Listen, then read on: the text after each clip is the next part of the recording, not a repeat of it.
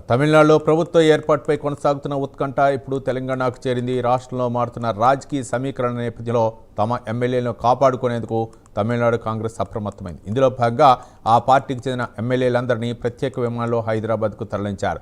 తమిళనాడులో కొత్త ప్రభుత్వం కొలువు తీరే వరకు ఈ ఎమ్మెల్యేలందరూ హైదరాబాద్లోని ఒక ప్రముఖ రిసార్ట్కు చేరుకున్నారు. ఇప్పటికే నటుడు విజయ్ నేతృత్వంలోని టీవీకే పార్టీకి కాంగ్రెస్ అధికారికంగా మద్దతు ప్రకటించింది. ఇక తమిళనాడులో మెజార్టీ నిరూపించుకోవడానికి ఒక్కో ఎమ్మెల్యే మద్దతు అత్యంత కీలకంగా మారింది.